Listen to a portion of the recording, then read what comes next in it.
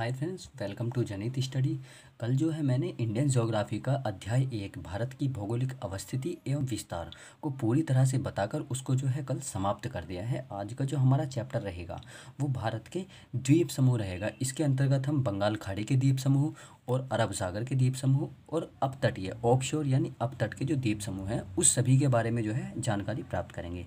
एक बार मैं आपको जो मैप मैंने बनाया हुआ है अंडमान निकोबार द्वीप का उसको एक बार दिखा देता हूँ। ये है अंडमान निकोबार द्वीप समूह का मैप। आप इसको देखेंगे यहाँ पे, ये एक बार पूरा देख लीजिए आप।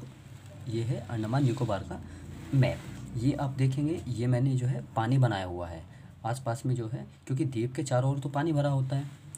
आप यहाँ पे देखेंगे ये जो हिस्सा है ये उत्तरी अंडमान के नाम से जाना जाता है, और ये जो इसके नीचे का है ये मध्य अंडमान। मध्य अंडमान जो है अंडमान निकोबार का सबसे बड़ा द्वीप है। ये थोड़ा इम्पोर्टेंट है, अंडमान निकोबार द्वीप का सबसे बड़ा हिस्सा है। अब दक्षिणी अंडमान देखेंगे, इसकी विशेषता यह है, इस पे अंडमान निकोबार द्वीप की जो राजधानी है पोर्ट ब्लेयर वो स्थित है। उसके नीचे आप देखेंगे तो लिटिल अंडमान स्थित है, और लिटिल अंडमान और कार निकोबार के बीच में जो है 10 डिग्री चैनल स्थित है। चैनल ये होता है कि दो द्वीपों के बीच में जो सकरा सा समुद्र होता है वो चैनल के नाम से जाना जाता है। एक्चुअल में आप यदि ध्यान देंगे तो यहाँ से जो है एक 10 डिग्री अक्षांश रेखा, वो मैंने कल बताया था वीडियो में, उसको देख लीजिए एक बार। 10 डिग्री जो अक्षांश रेखा गुजरती है उसी को इन लोगों ने चैनल का नाम दे दिया है यहाँ पे। तो 10 डिग्री अक्षांश रेखा जो है 10 डिग्री चैनल, जो कि लिटिल अंडमान और कार निकोबार के बीच में स्थित है। अब कार निकोबार के देखेंगे, कार निकोबार है ये वाला, यहाँ पे आप देखेंगे ये कार निकोबार है। ये आसपास में छोटे छोटे द्वीप हैं, तभी तो ये मिलके द्वीप समूह बनता है, क्योंकि इन सभी के आसपास में जो है छोटे छोटे द्वीप और भी हैं, लेकिन मुख्य जो हैं वो अंडमान में 4 मुख्य हैं और निकोबार में जो है वो 2 मुख्य हैं। इसके नीचे ग्रेट निकोबार है। ग्रेट निकोबार की इसकी विशेषता यह है कि इसमें जो है भारत का सबसे दक्षिणी पॉइंट जो है इंदिरा पॉइंट या पार्सन पॉइंट जो है वो अवस्थित है, स्थित है। अब इसको जो है एक बार थ्योरिकल भी पढ़ लेते हैं। देखिए, सबसे पहले जानना जरूरी ये है कि द्वीप जो है, द्वीप होता क्या है। देखिए, द्वीप जो होता है स्थल खंड का वह भाग, स्थल यानी भूमि, स्थल खंड का वह भाग होता है जिसके चारों ओर पानी भरा हुआ हो। आप यदि यहाँ पे देखेंगे, इस तरह से मैं चारों तरफ पानी भर दूँ इस तरह से, और यहाँ पे मैं बीच में एक आइलैंड बना दूँ, तो ये जो है इसके चारों ओर समुद्री जल है, तो ये जो है एक द्वीप का निर्माण हो गया है। इस तरह से जो है मिलकर द्वीप बनते हैं। एक बार निगाह डाल लेते हैं द्वीपों पे। देखिए फ्रेंड्स, ये जो है ये है प्रायद्वीपीय भारत। अगर आप यहाँ पे देखेंगे भारत के पूर्व में तो ये बंगाल की खाड़ी है, बे ऑफ बंगाल है। यहाँ पे आप पश्चिम में देखेंगे तो ये अरब सागर है, और नीचे आप देखेंगे तो हिंद महासागर है। ये आसपास का जो क्षेत्र है ये अपतटीय यानी ऑफशोर, ये ऑफशोर तट है। सबसे पहले हेडिंग डाल लीजिए ए, बंगाल की खाड़ी के द्वीप और द्वीप समूह। इसको देख लीजिए, बंगाल खाड़ी के द्वीप। फ्रेंड्स, बंगाल खाड़ी में भारत के मुख्य द्वीप जो हैं वो अंडमान और निकोबार हैं, जिनकी कुल संख्या 222 है, जिसमें 204 जो है वो अंडमान के द्वीप समूह हैं, और यहाँ पे जो 18 हैं वो निकोबार द्वीप के हैं। अब इसमें देखेंगे 204, लेकिन इसमें अंडमान के जो मुख्य द्वीप हैं वो केवल 4 हैं। अंडमान एवं निकोबार द्वीप 10 डिग्री चैनल द्वारा एक दूसरे से अलग होते हैं। मैंने अभी आपको बताया था, यहाँ ऊपर जो है ये लिटिल अंडमान है, और यहाँ पे जो है कार निकोबार, और इसके जो बीच में है वो 10 डिग्री चैनल है। एक बार देख लेते हैं अंडमान के मुख्य चारों द्वीपों को। उत्तरी अंडमान जो है, उत्तरी अंडमान, इसकी विशेषता ये है कि इस पे जो है उत्तरी अंडमान पे अंडमान निकोबार द्वीप की सबसे ऊंची जो चोटी है सैंडल पीक वो स्थित है, और इसकी जो ऊंचाई है वो 732 मीटर है। मध्य अंडमान को देख लेते हैं। मध्य अंडमान जो है इसकी विशेषता है कि ये सबसे बड़ा द्वीप है अंडमान निकोबार में से। दक्षिणी अंडमान जो है इस पे पोर्ट ब्लेयर स्थित है, और पोर्ट ब्लेयर के ठीक उत्तर पूर्व में, आप इस तरह से अगर इसको मैप बनाएंगे तो उत्तर पूर्व में जो है 135 किलोमीटर दूर उत्तर पूर्व में बैरन द्वीप स्थित है। बैरन द्वीप एक फ्रेंड्स जो है एक सक्रिय ज्वालामुखी है, इसमें कभी कभी उद्गार होता रहता है इसमें। ये इसके नीचे जो चौथा जो है वो लिटिल अंडमान है, जो कि सबसे लघु है। आप यहाँ पे बीच में 10 डिग्री चैनल बना हुआ है। इसके नीचे जो है वो कार निकोबार है, और ये जो है दूसरा ये ग्रेट निकोबार है। ग्रेट निकोबार की जो विशेषता है, यहाँ पे जो है निकोबार द्वीप की यानी निकोबार द्वीप की जो ऊंची चोटी है माउंट थुलियर ये स्थित है, और इसकी ऊंचाई है 632 मीटर। आगे देख लेते हैं।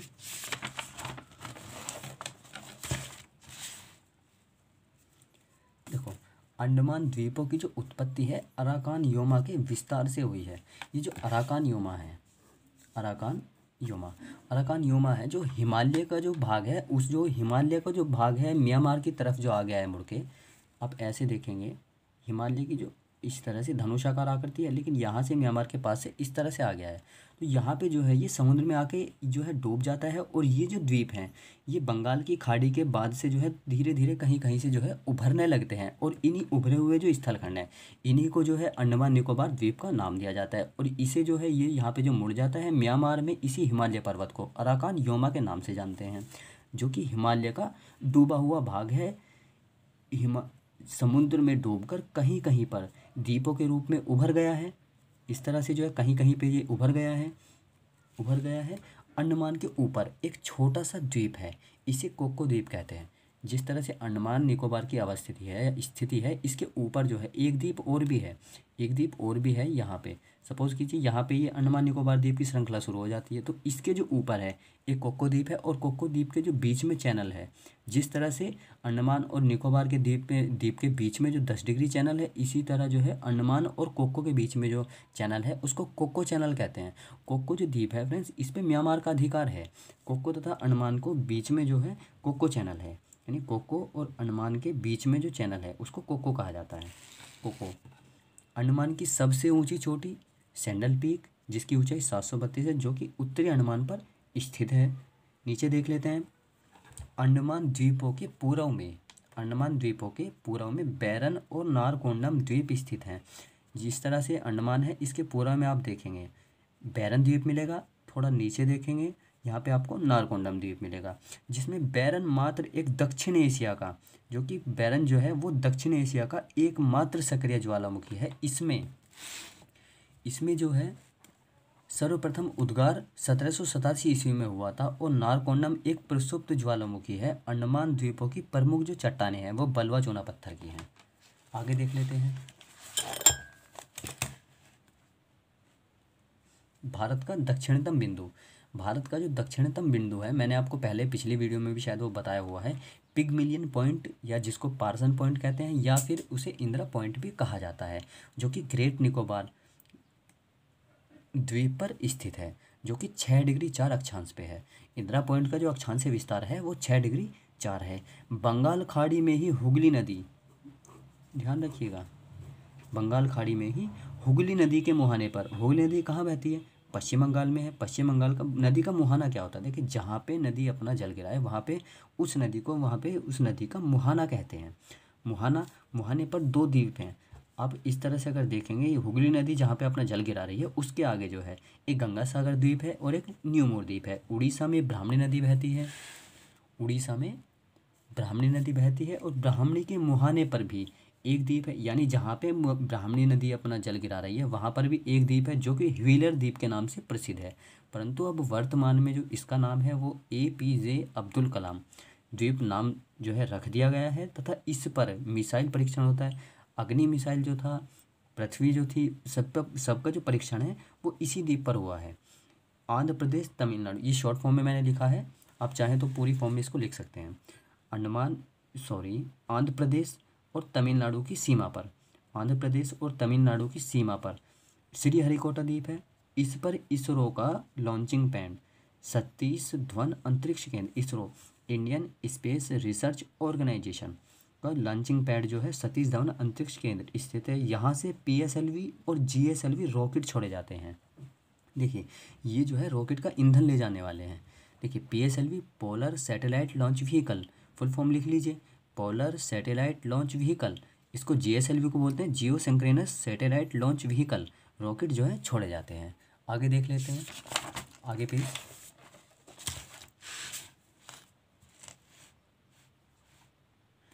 तमिलनाडु तट पर भी बंगाल की खाड़ी में एक द्वीप है, इसे पंबन द्वीप कहते हैं। फ्रेंड्स, अभी आपने कभी देखा होगा इस तरह से जो है ये प्रायद्वीपीय भारत है, और यहाँ से इस तरह से गुजरा, और यहाँ पे हल्का सा ये जो हिस्सा है थोड़ा निकला हुआ है, और उसके बाद इस तरह से चला जाता है। तो यहाँ ये जो निकला हुआ हिस्सा है, आप इसको गौर करेंगे, यहाँ पे शुरू में ही जो निकला हुआ हिस्सा, एक बार आप मैप खोलिए अपने सामने और मैप में एक बार देख लीजिए, ये जो निकला हुआ हिस्सा है इसको जो है पंबन द्वीप कहते हैं और इसी पर रामेश्वरम स्थित है। इसी पर रामेश्वरम स्थित है। पंबन द्वीप का जो पूर्वी हिस्सा है, यहाँ से आप देखेंगे इसका जो पूर्वी हिस्सा है वो धनुषकोडी है। धनुषकोडी जो है उसको कहते हैं, यहाँ से राम सेतु, श्री राम सेतु जो है शुरू होकर श्रीलंका के तलाई मन्नार, इस तरह से श्रीलंका लगभग यहाँ पे पड़ जाता है। तो यहाँ से जो है शुरू होकर, कहाँ से, रामेश्वरम से, यानी रामेश्वरम से शुरू होकर राम सेतु शुरू होकर श्रीलंका के तलाई मन्नार, श्रीलंका में एक जगह पड़ती है, नीचे आप श्रीलंका पे देखेंगे तो श्रीलंका में एक जगह पड़ती है तलाई मन्नार, वहाँ तक जाता है और इसे एडम ब्रिज या फिर आदम पुल के नाम से भी जानते हैं। पॉइंट नंबर, अब बी देख लीजिए, अरब सागर के द्वीप। बंगाल खाड़ी के लगभग इतने ही जो इम्पोर्टेंट थे वो यही द्वीप थे। आगे देख लेते हैं अरब सागर के द्वीप समूह। नंबर बी डाल के लिख लीजिए इसको, अरब सागर के द्वीप समूह। अरब सागर द्वीपों में लक्षद्वीप समूह एक मुख्य है। अरब सागर द्वीप में लक्षद्वीप समूह, ध्यान रखिएगा, लक्षद्वीप नहीं, लक्षद्वीप समूह है, एक मुख्य है जो कि केरल राज्य के पश्चिम में स्थित है। केरल की अवस्थित, सपोज दैट यहाँ पे है तो इस तरह से आप देखेंगे तो यहाँ पे जो है आपको पश्चिम की ओर देखेंगे केरल से तो आपको द्वीप दिखेगा। लक्षद्वीप समूह जो है उसकी विशेषता ये है, ये प्रवाल द्वीप से बना हुआ है। प्रवाल मूंगा जो होता है, प्रवाल एक जीव है, इसका जो भोजन है वो चूना होता है।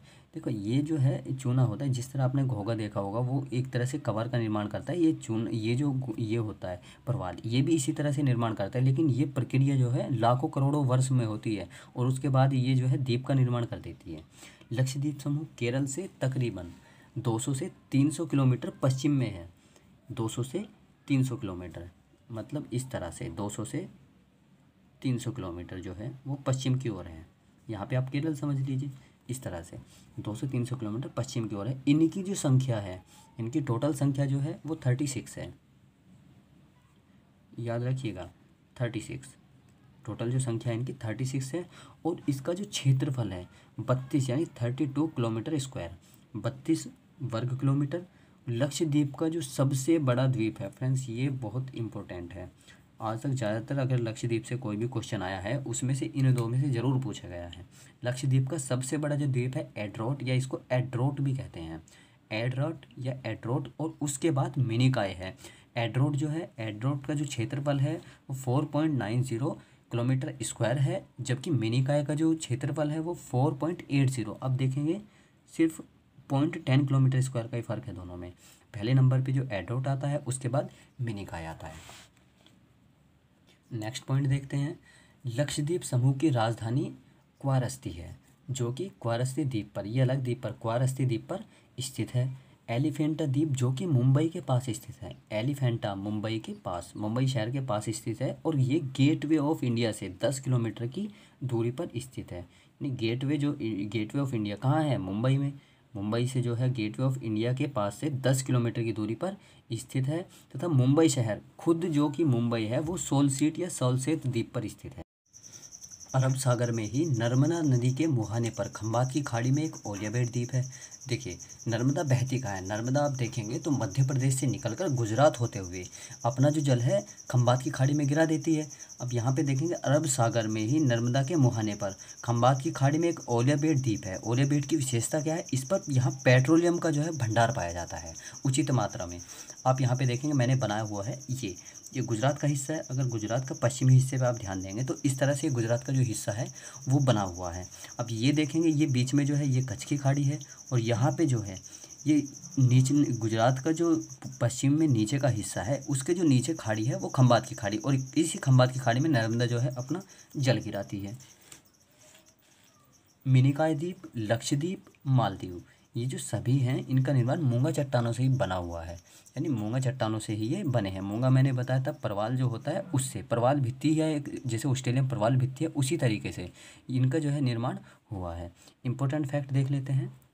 Important fact, one word question है फ्रेंड्स ये।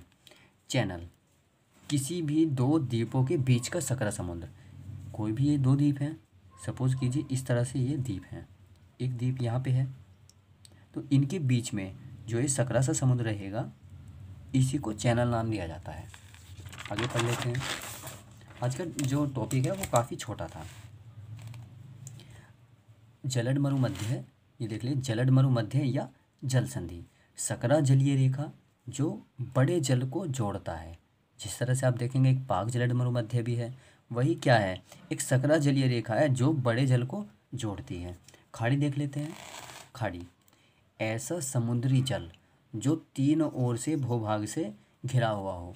भाई आप देखेंगे बंगाल की खाड़ी क्यों बोला जाता है, अब यह देखेंगे इस तरह से जो है ये प्रायद्वीपीय भारत का जो है निर्माण हुआ है। आप यहाँ पे देखेंगे तो इसे जो है बंगाल की खाड़ी कहते हैं। बंगाल की खाड़ी किस लिए कहते हैं, आप इधर पश्चिम में देखोगे तो ये इधर भारत से घिरा हुआ है। अगर उत्तर में देखोगे तो यहाँ पे बांग्लादेश है, कुछ भारत का और हिस्सा है उससे घिरा हुआ है। और यहाँ पे आप इधर से देखेंगे इस तरह से आ गया है ना, जो पृथ्वी का जो मैप है वो इस तरह से आ जाता है। यहाँ पे जो है म्यांमार पड़ जाता है, तो ये तीन ओर से जो है भूभाग से घिर गया है, तो इसलिए इसको क्या कहा जाता है, कमेंट बॉक्स में बताइएगा। ठीक है। बे ऑफ बंगाल, देखिए ये खाड़ी जो है, खाड़ी भी दो तरह की होती हैं। एक बे नाम दिया जाता है, एक को BAY बे, एक को गल्फ़। देखिए आपने कभी देखा होगा, अगर इंग्लिश मैप आप उठाएंगे, इंग्लिश राजनीतिक मैप एक बार आप देखिएगा इंडिया का, तो वहाँ पे जो बंगाल की खाड़ी है, बंगाल की खाड़ी में आपको बे ऑफ बंगाल लिखा हुआ मिलेगा। और जो ये है कच्छ की खाड़ी या आपकी खंबात की खाड़ी हुई, इसको जो है गल्फ़ ऑफ कच्छ या फिर गल्फ़ ऑफ खंबात के नाम से मिलेगा। देखिए इनकी विशेषता ये है कि जो बड़ी खाड़ी जो होती हैं उनको बे नाम दिया जाता है, और जो छोटी होती हैं उनको गल्फ़ नाम दिया जाता है। इस तरह से जो है ये आपका चैप्टर कंप्लीट हो जाता है। ये जो फ्रेंड्स डीप का चैप्टर है ये काफ़ी छोटा है, फिर भी मैंने इसको जो है काफ़ी जगह ढूंढकर कुछ बड़े में लिखा है, ताकि इसमें आपको ज़्यादा से ज़्यादा क्वेश्चन मिले, आप और भी बेटर कर पाओ पहले से। अच्छा एक बात का और ध्यान रखिएगा, आप अगर पढ़ रहे हो तो इसका साथ के साथ नोट्स भी तैयार करते चलिए, क्योंकि नोट्स करता क्या है कि आपने अभी एक बार पढ़ लिया, लेकिन एक बार पढ़ने से कभी भी किसी के याद नहीं हुआ है। हमें करना क्या है कि पढ़ने के बाद भी हमें उस पर रेगुलर रिवीजन करना है, क्योंकि रेगुलर रिवीजन से ये आपका फ़ायदा होगा, आप जैसे भी उसको पढ़ेंगे आपको तुरंत याद आ जाएगा। इस तरह से आपने एक बार पढ़ा और आप पेपर में देखेंगे उसको भूल जाएंगे, फिर नहीं लिख पाओगे उसको आप। तो इसलिए उसको डेली रिवीजन और रेगुलर पढ़ना भी ज़रूरी है। ठीक है फ्रेंड्स, आज के लिए इतना ही काफ़ी है, मिलते हैं अगले